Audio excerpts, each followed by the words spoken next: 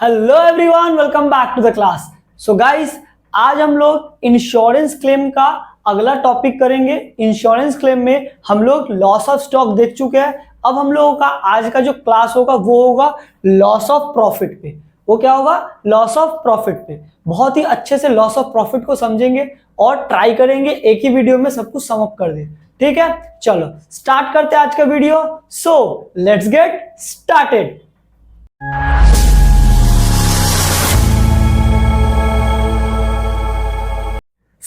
हम लोगों का आज का टॉपिक है लॉस ऑफ प्रॉफिट।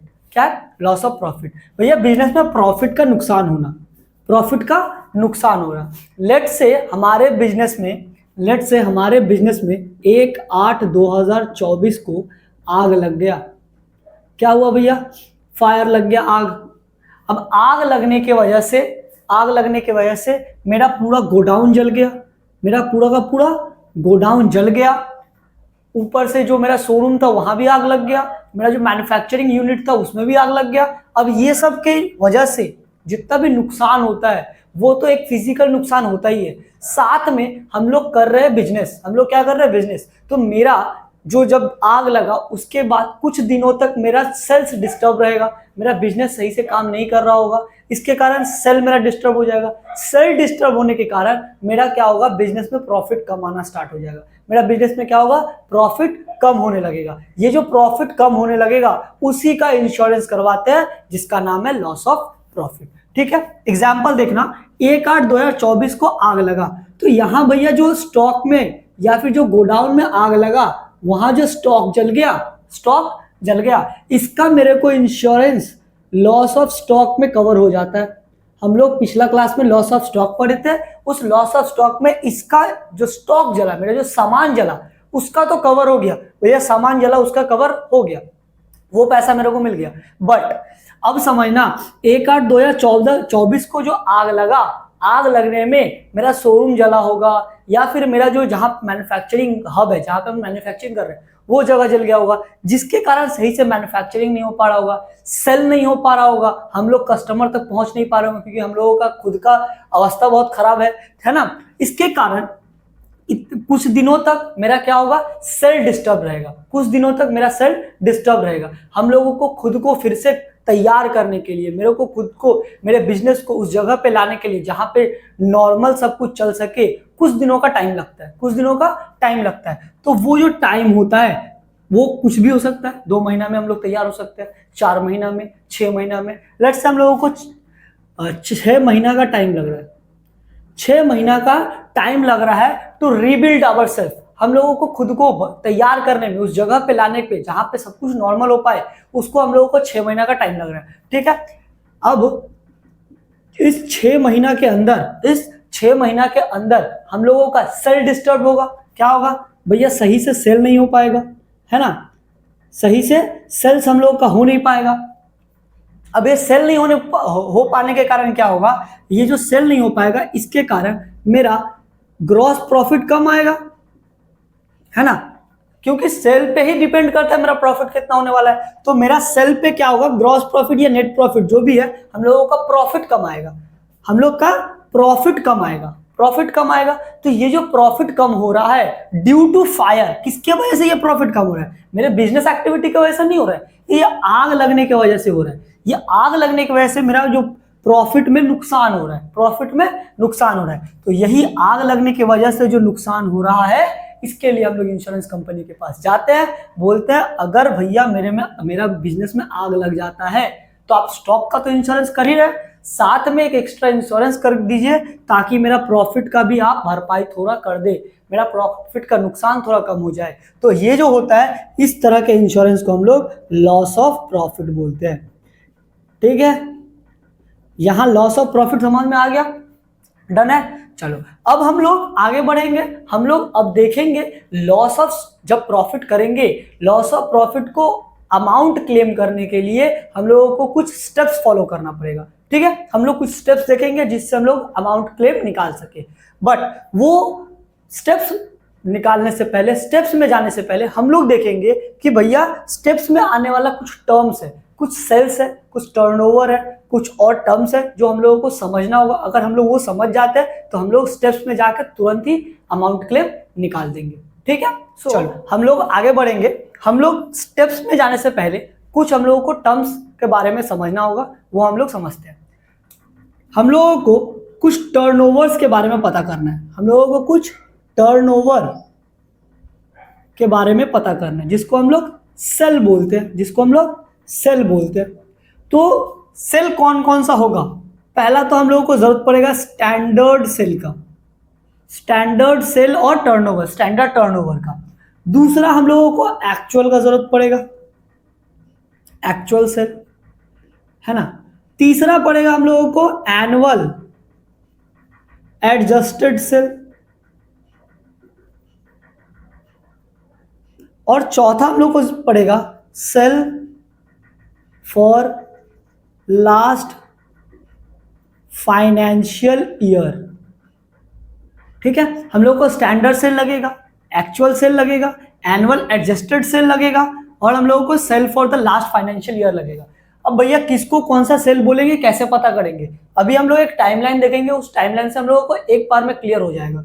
ठीक है, तो हम लोगों का एग्जाम्पल से हम लोगों का 31/8/2024 को क्या लगा था? आग लग गया था, है ना। फायर कब लगा था? 31/8/2024 को, और नहीं 1/8/2024 को, और 31/1/2025 तक का जो पीरियड था जिसमें मेरे को बिजनेस डिस्टर्ब रहा था, ये पीरियड क्या था? डिस्टर्ब था, है ना।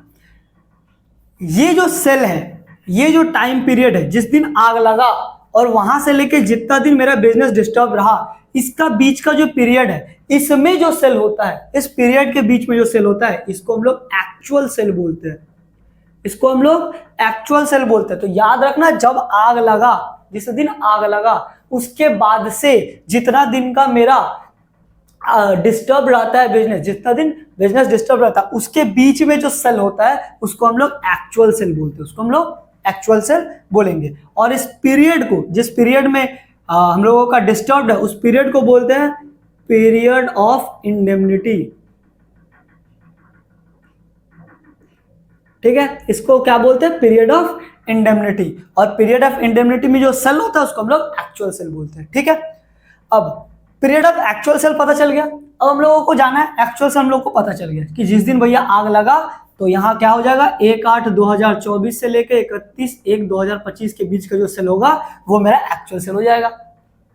स्टैंडर्ड सेल में चलते हैं भैया। अब क्या है ना, जिस दिन आग लगा, जिस दिन आग लगा वहां से जो जितना दिन बिजनेस डिस्टर्ब रहा, वो जो पीरियड है, पीरियड ऑफ इंडेमनिटी, ठीक वही पीरियड पिछले साल में, जो वही पीरियड पिछले साल, प्रीवियस ईयर, वही पीरियड, मतलब 1/8/2024 है, हम लोग चलेंगे 1/8/2023 से लेके 31/1/2024।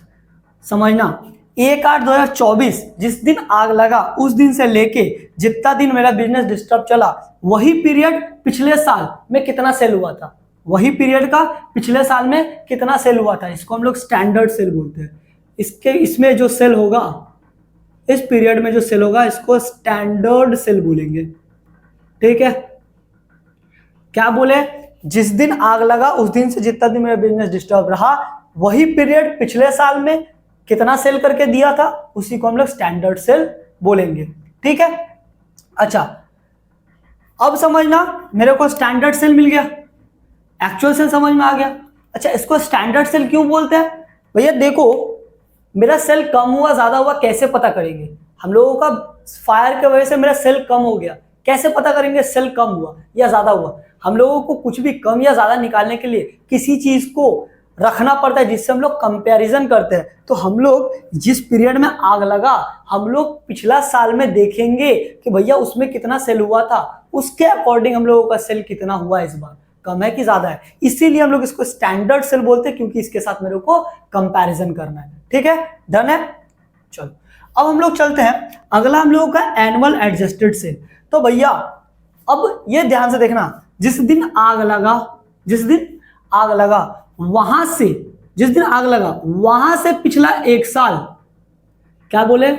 जहां से आग लगा वहां से पिछला एक साल, मतलब 1/8/2024 से लेके 1/8/2023 तक, एक का जिस दिन आग लगा उसके पीछे घूमेंगे, वहां से पिछला एक साल का जो पीरियड है इसको हम लोग बोलते हैं एनुअल एडजस्टेड सेल। ठीक है, तो जिस दिन आग लगा उससे पीछे मुड़ेंगे, पूरा साल भर देखेंगे, उसको हम लोग एनुअल एडजस्टेड सेल बोलते हैं। ठीक है, डन है। चलो आगे बढ़ते हैं। हम लोग को निकालना है sale for the last financial year. अब समझना, जिस साल आग लगा उसके ठीक पीछे जो ईयर एंड हुआ होगा 1/8/2024, मतलब 2024 को आग लगा, अगस्त के महीने में आग लगा, हम लोग को ठीक पीछे कौन सा साल खत्म हुआ है, 31 तारीख का मार्च में 2024 का जो पीरियड है वो खत्म हुआ होगा, ईयर एंड हुआ होगा। कब हुआ होगा? 31/3/2024 को। और ये स्टार्ट कब हुआ होगा? 1/4/2023 को, है ना। 31 जो जिस साल आग लगा उसके ठीक पीछे कौन सा ईयर एंड हुआ, इस पूरे साल का जो सेल होगा उसको हम लोग sale for the last financial year बोलेंगे। Sale for the last financial year.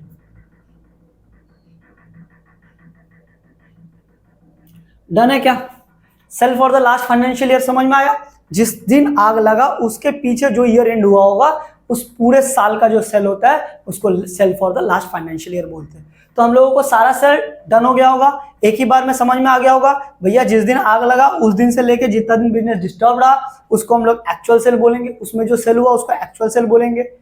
ठीक उसके पिछला जो साल में वही पीरियड, पिछले साल वही पीरियड हम लोगों का जो सेल करके देता है उसको हम लोग स्टैंडर्ड सेल बोलते हैं। जिस दिन आग लगा उसके पीछे से एक साल, ठीक उसके पीछे वाले दिन से एक साल, पिछला एक साल का जो सेल होता है उसको एनुअल एडजस्टेड सेल बोलते हैं। और जिस साल आग लगा, मतलब जिस दिन आग लगा उसी के पीछे जो ईयर एंड हुआ होगा उसको हम लोग, उसमें जो सेल हुआ था उसको sale for the last financial year बोलते हैं। ठीक है, डन है। इसके बाद एक होता है स्टैंडिंग चार्जेस, एक होता है स्टैंडिंग चार्जेस। अब ये स्टैंडिंग चार्जेस क्या होता है भैया?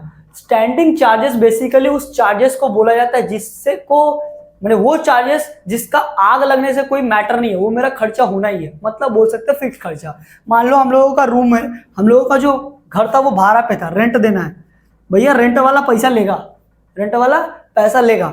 उसके बाद मेरे को बैंक में लोन लेके रखे हैं, लोन पे इंटरेस्ट देना है, ये सब खर्चा क्या होता है? आग लगे ना लगे मेरे को ये पैसा देना है भैया, ये फिक्स्ड होता है, इसी को हम लोग स्टैंडिंग चार्जेस बोलते हैं। ये खर्चा मेरा होना ही है चाहे कुछ भी हो जाए। ठीक है, तो वो खर्चा जिस मेरे को करना ही है उसको हम लोग क्या बोलते हैं? स्टैंडिंग चार्जेस बोलते हैं। ठीक है, और इसमें दो तरह का चीज है, एक तो हम लोग इस स्टैंडिंग चार्जेस को भी इंश्योर्ड करवा लेते हैं, मतलब बिजनेस जब इंश्योरेंस के पास जाए, इंश्योरेंस कंपनी के पास जाएंगे तो बोलेंगे भैया अगर आग लगता है तो लॉस ऑफ प्रॉफिट के साथ ये चार्जेस भी आपको देना होगा, तो इसको हम लोग क्या बोलते हैं? Insured standing charges. और अगर इस स्टैंडिंग चार्जेस को हम लोग इंश्योर्ड नहीं करवाते इसको हम लोग अनइंश्योर्ड बोलते हैं, अनइंश्योर्ड स्टैंडिंग चार्जेस बोलते हैं। ठीक है, तो स्टैंडिंग चार्जेस और अनइंश्योर्ड स्टैंडिंग चार्जेस समझ में आ गया। ये था हम लोगों का कुछ टर्म्स जिसको हम लोगों को जानना है। आगे हम लोग देखेंगे कुछ स्टेप्स को फॉलो करने से, और इसको अगर याद रखोगे तो इस चैप्टर में, इस टॉपिक में एक भी प्रॉब्लम नहीं आएगा, ये गारंटी मेरा है। ठीक है, डन है। चलो आगे बढ़ते हैं। तो हम लोग देखेंगे हम लोगों को अमाउंट क्लेम निकालने के लिए कुछ स्टेप्स को फॉलो करना है। टोटल 7 स्टेप दिया हुआ है, 7 स्टेप एक बार में समझ गए तो पूरा का पूरा इजी हो जाएगा, एक बार में तुम लोग अमाउंट क्लेम निकाल पाओगे। ठीक है, चलो देखते हैं। सबसे पहले हम लोगों को क्या कैलकुलेट करना है? Calculation of short cell. भैया शॉर्ट सेल, कितना सेल में गिरावट आया है, मेरा सेल में कितना गिरावट आया वो सबसे पहले कैलकुलेट करना है। तो भैया सबसे पहले स्टैंडर्ड सेल लिखना है। क्या लिखना है? Standard sale. हम लोग अभी देखे स्टैंडर्ड सेल होता क्या है ना, तो वहां से हम लोगों को स्टैंडर्ड सेल मिलेगा, मतलब जिस पीरियड में मेरा डिस्टर्बेंस पीरियड है या फिर पीरियड ऑफ इंडेमनिटी है, पिछले साल में उसी पीरियड में कितना सेल हुआ था उसको हम लोग स्टैंडर्ड सेल बोलते हैं। अच्छा, इसके बाद इंक्रीजिंग ट्रेंड क्या होता है? इंक्रीजिंग ट्रेंड का मतलब होता है, बात समझना, हम लोगों को देखना है कि भैया पिछले साल के मुकाबले इस साल में क्या हम लोगों का कुछ चेंजेस आया है क्या। मान लेते हैं पिछले साल मान लो हम लोग का 3 महीना में आग लगा है, 3 महीना मेरा बिजनेस डिस्टर्ब रहा है ना।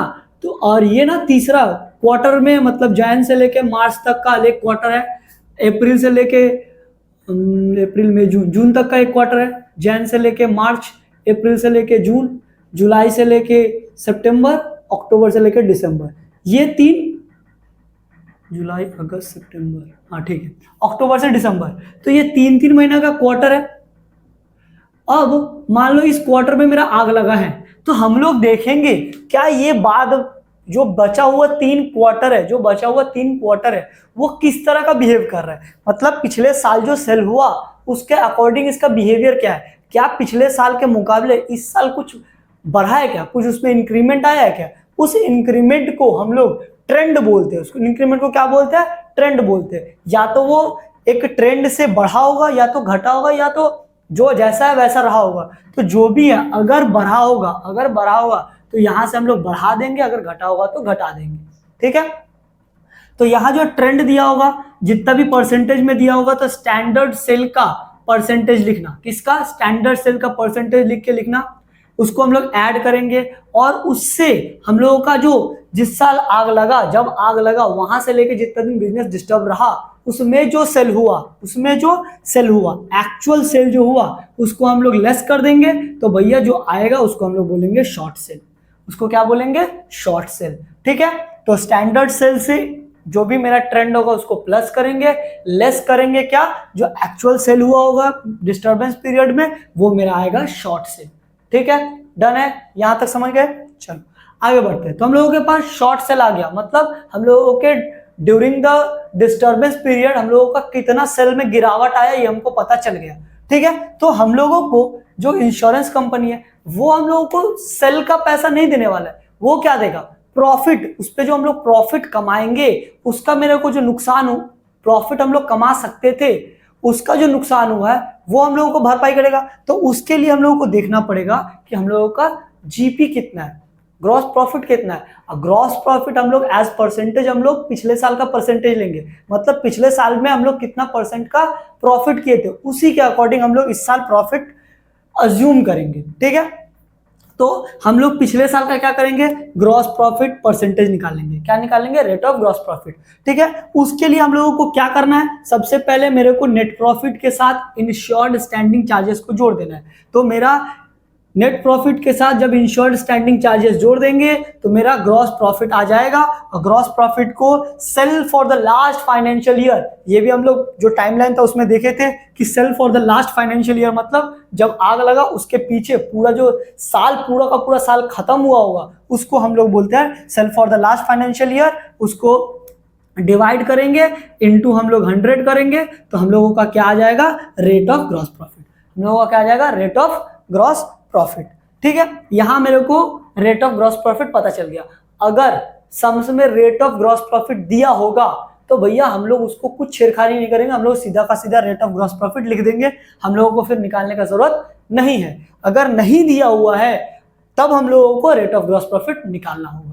डन है, चलो आगे बढ़ते हैं। हम लोगों को स्टेप 3 में जाना है। अब हम लोग यहां से पता करेंगे लॉस ऑफ प्रॉफिट हुआ कितना है, एक्चुअली हम लोगों का डिस्टर्बेंस पीरियड में लॉस कितना हुआ है। तो हम लोगों को लॉस ऑफ प्रॉफिट क्या करेंगे, जो सेल शॉर्ट सेल हुआ है इनटू जो हम लोगों का रेट ऑफ जीपी आया उसको अगर मल्टीप्लाई करेंगे तो हम लोगों का क्या, लॉस ऑफ प्रॉफिट निकल जाएगा। हम लोगों को क्या निकल जाएगा, लॉस ऑफ प्रॉफिट, ठीक है। यहां तक हम लोगों का लॉस ऑफ प्रॉफिट आया। इसके बाद हम लोगों को GP on annual adjusted sale करना है। यहां तक मेरा लॉस ऑफ प्रॉफिट आया, अभी भी हम लोगों का अमाउंट क्लेम निकालना बाकी है,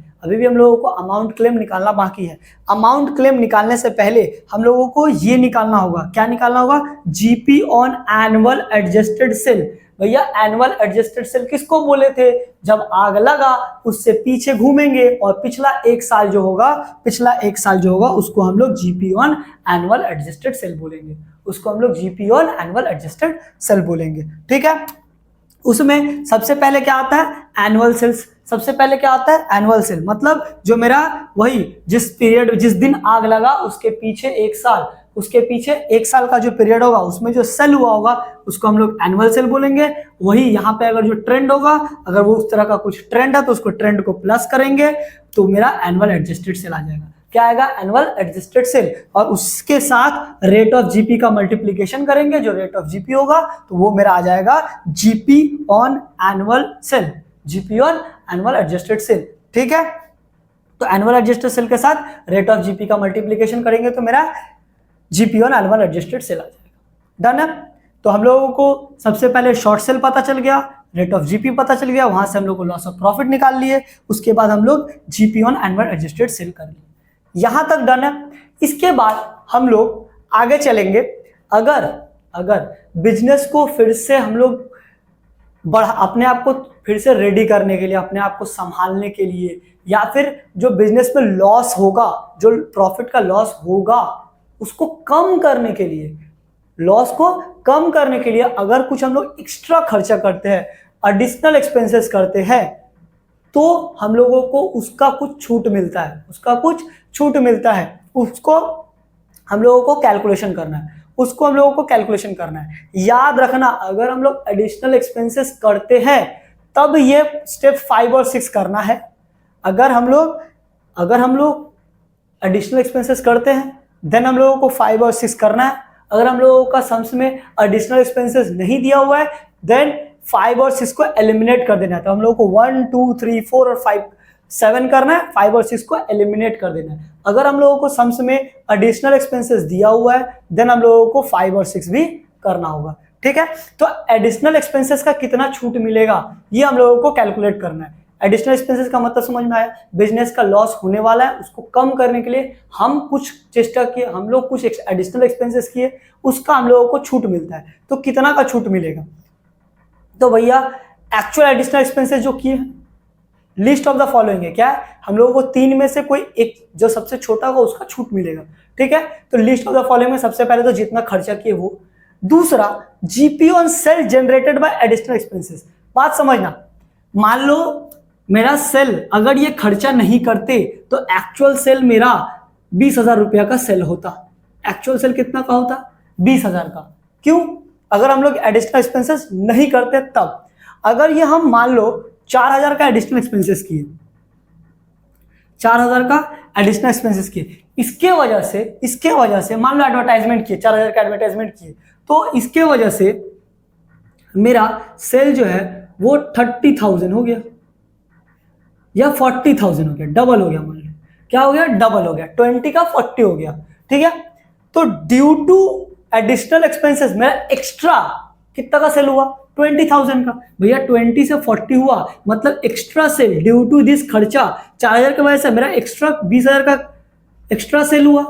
अगर ये खर्चा नहीं करते तो सिर्फ 20,000 का सेल होता, लेकिन ये 4,000 खर्चा करने की वजह से मेरा 40,000 का सेल हुआ।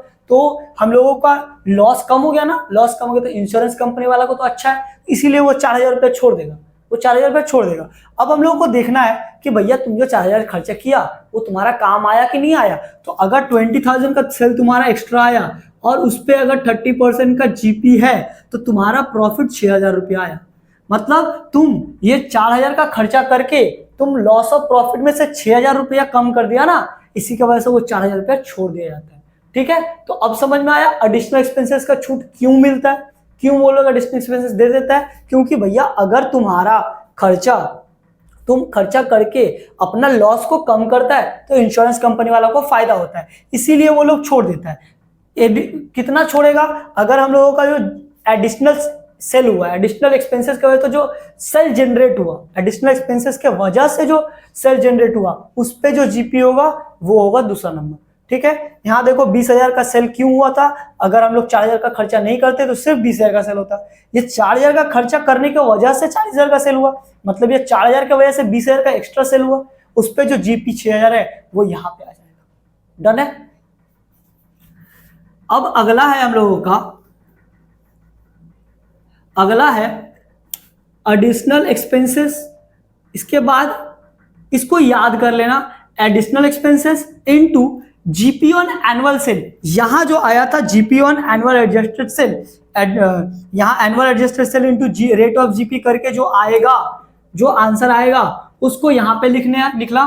उसके बाद वही सेल, वही जो वैल्यू होगा उसको फिर यहां लिखना है, प्लस करना है अनइंश्योर्ड स्टैंडिंग चार्जेस, वो स्टैंडिंग चार्जेस जिसका हम लोग इंश्योरेंस नहीं करवाए हैं। ठीक है, इसको सॉल्व करके जो आंसर आएगा इस तीनों में जो सबसे छोटा होगा वो हम लोगों का अलाउेबल एडिशनल एक्सपेंसेस हो जाएगा, उसको हम लोग अलाउ इंश्योरेंस कंपनी कर देगा। ठीक है, तो अगला हम लोगों को उसके बाद हम लोग करेंगे step 6, calculation of total loss of profit. अब हम लोग देखेंगे कि एक्चुअली कितना का लॉस हुआ, तो भैया लॉस ऑफ प्रॉफिट जो हम लोग पहले निकाले थे, loss of profit short cell into rate of GP करके, ठीक है, उस पे ऐड करेंगे अलाउेबल एडिशनल एक्सपेंसेस। उसके बाद हम लोग क्या करेंगे, अलाउेबल एडिशनल एक्सपेंसेस, तीनों में जो सबसे छोटा आया होगा वो हम लोग यहाँ लिखेंगे, दोनों को प्लस करेंगे। अगर हम लोग इंश्योर्ड स्टैंडिंग चार्जेस में कुछ सेव किए हैं वो सम्स में दे देगा कि इंश्योर्ड स्टैंडिंग चार्जेस में इतना सेव किया है, तो उसको वहां से माइनस कर देंगे, जो वैल्यू आएगा वो मेरा टोटल लॉस ऑफ प्रॉफिट आएगा। क्या आएगा, टोटल लॉस ऑफ प्रॉफिट।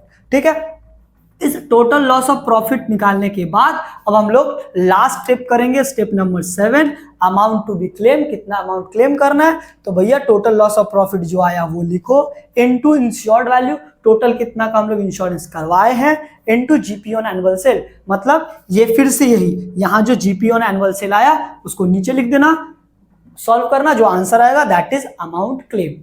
ठीक है, वही हम लोग अमाउंट क्लेम करेंगे इंश्योरेंस कंपनी से। तो ये अगर 7 स्टेप फॉलो कर लिए तो हम लोगों का लॉस ऑफ प्रॉफिट खत्म हो जाएगा। ठीक है, एक सम्स हम लोग इसी स्टेप पे करेंगे, देखेंगे इस पे हम लोगों को होता है कि नहीं होता है।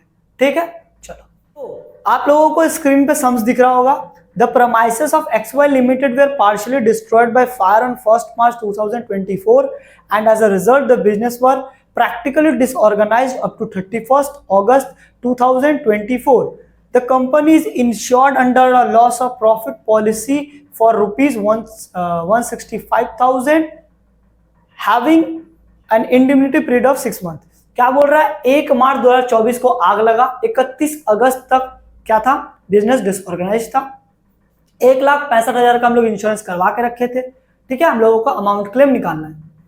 हम लोगों को जो जो दिया हुआ है ना वो खोज के लिखो। सबसे पहले एक्चुअल टर्नओवर दिया हुआ है, जब बिजनेस डिसलोकेट था उसका एक्चुअल टर्नओवर दिया हुआ है 80,000, तो भैया एक्चुअल में 80,000 लिख दो। हम लोग जानते हैं एक्चुअल को हम लोगों को माइनस करना है। ठीक है, उसके बाद दिया हुआ turnover for the corresponding period in 12 month immediately before the fire. क्या बोल रहा है, जिसमें हम लोगों को आग लगा था, जिस टाइम पे आग लगा था वो जो पीरियड, जो डिसलोकेशन पीरियड है, उसके ठीक पिछले साल में हम लोगों को 2,40,000 का सेल हुआ था। मतलब ये स्टैंडर्ड सेल है, 2,40,000 का क्या था, स्टैंडर्ड सेल था। अच्छा, अब हम लोग देखेंगे सम्स में कोई ट्रेंड दिया हुआ है क्या। देखो लिखा हुआ है, due to substantial interest in trade before and up to the time of the fire it was agreed then the adjustment of 10% should be made in respect of the upward trend in the turnover the company incurred additional expenses। मतलब भैया 10% का additional trend है, मतलब increment दिया हुआ 10% का। कितना का, 10% का। 2,40,000 का 10% 24,000 होता है ना। तो हम लोग को यहाँ हम लोगों को स्टैंडर्ड सेल मिल गया 2,40,000, इंक्रीजिंग ट्रेंड मिल गया 10% का, 2,40,000 का 10% 24,000, एक्चुअल सेल मिल गया 80,000। ठीक है, तो यहां से हम लोग शॉर्ट सेल निकालेंगे, तो 2,40,000 प्लस 24,000 माइनस 80,000, 1,84,000 हम लोगों का शॉर्ट सेल है। हम लोगों का शॉर्ट सेल कितना निकला, 1,84,000। ठीक है, हम लोग पूरा का पूरा इसी से करेंगे, इसी जो भी हम लोगों का स्टेप्स है इसी को स्टेप को फॉलो करके करेंगे, देखेंगे आंसर मिलता है कि नहीं। ठीक है, तो हम लोगों का शॉर्ट सेल कितना है, 1,84,000। ठीक है, सम्स में आगे देखते हैं हम लोगों को रेट ऑफ जीपी दिया हुआ है कि नहीं दिया हुआ है। सम्स में देखो हम लोगों को रेट ऑफ जीपी नहीं दिया हुआ है, हम लोगों को रेट ऑफ जीपी नहीं दिया हुआ है। हम लोगों को क्या करना है, रेट ऑफ जीपी निकालना पड़ेगा। रेट ऑफ जीपी निकालने के लिए हम लोगों को नेट प्रॉफिट चाहिए। दिया हुआ है क्या, हाँ दिया हुआ है। Net profit for last financial year is 90,000। कितना है, 90,000। इंश्योर्ड स्टैंडिंग चार्जेस दिया हुआ है, हाँ दिया हुआ है 60,000 का, है ना। इंश्योर्ड स्टैंडिंग चार्जेस कितना दिया हुआ है, 60,000 का। Divided by sale for the last financial year. देखो सम्स में दिया हुआ है turnover for the last financial year, दिया हुआ है ना 5 लाख का, लिख दो 5 लाख इंटू 100। तो भैया क्या इसमें हम लोग ट्रेंड प्लस नहीं करेंगे? नहीं, हम लोग इस पे ट्रेंड प्लस नहीं करेंगे, ठीक है। हम लोग याद रखना लास्ट फाइनेंशियल ईयर में ट्रेंड प्लस नहीं करेंगे। Divided by 5 lakh into 100, 30%। तो रेट ऑफ जीपी कितना आ गया? 30%, ठीक है। हम लोगों को शॉर्ट सेल मिल गया, हम लोगों को रेट ऑफ जीपी पता चल गया। हम लोग लॉस ऑफ प्रॉफिट निकाल सकते हैं क्या? हाँ निकाल सकते हैं। कितना है? Short cell 1,84,000 into 30%। निकालो 1,84,000, 1,84,000 का 30%, 55,200, 55,200 का हम लोगों का लॉस ऑफ प्रॉफिट आया। डन है? यहां तक कोई भी प्रॉब्लम है? नहीं। आगे चलते हैं। हम लोगों को अब बोल रहा है कि अब हम लोगों का स्टेप्स क्या है? Step number 4, GP on annual adjusted sale. हम लोगों को GP on annual adjusted sale निकालना है। इसके लिए हम लोगों को एनुअल सेल चाहिए।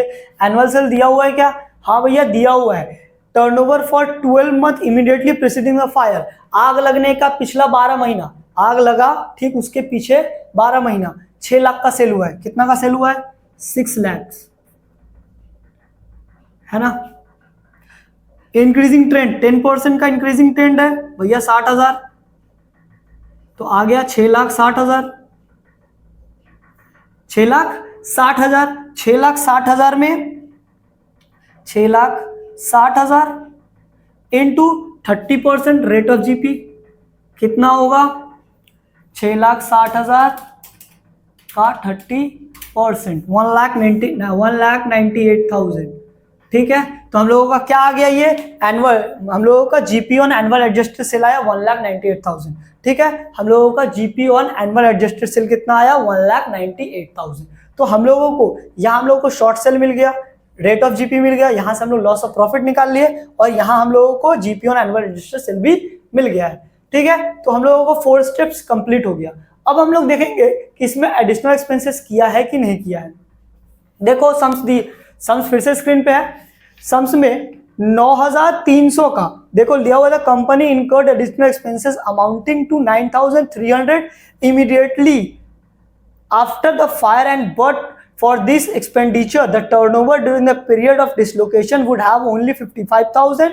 There was also saving during indemnity period of 2,700 insured standing charges. अब समझना एक्चुअल, अब हम लोग को खर्चा किए हैं, एडिशनल एक्सपेंसेस का खर्चा किए हैं। कितना किए हैं? एक्चुअल कितना है? 9,300, तो एक्चुअल लिख दो 9,300। भैया लिस्ट ऑफ द फॉलोइंग का हम लोगों को छूट मिलेगा। क्या मिलेगा? लिस्ट ऑफ द फॉलोइंग का छूट मिलेगा। अच्छा, GP on sale generated by additional expenses. देखो सम्स में बोला है अगर ये खर्चा नहीं करते तो सिर्फ और सिर्फ 55,000 का सेल होता। कितना का सेल होता? 55,000 का। लेकिन एक्चुअल में सेल कितना का हुआ है? 80,000 का। तो एक्स्ट्रा सेल कितना का हुआ?